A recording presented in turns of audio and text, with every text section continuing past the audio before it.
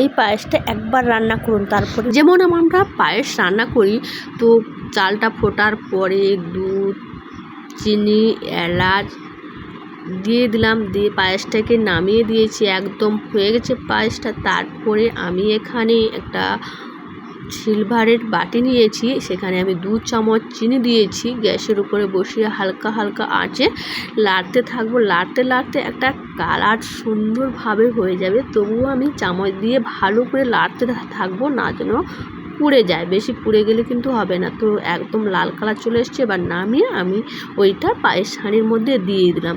তো দিয়ে আমি পায়েসটাকে ভালো করে নেড়ে নেব। দিলে কালারটা এত সুন্দর চলে আসবে আর পায়েসটা একদমই ঘন হয়ে যাবে। তারপরে আমি কাজু কিশমিশ দিয়ে আবার নেড়ে রেখে দেবো।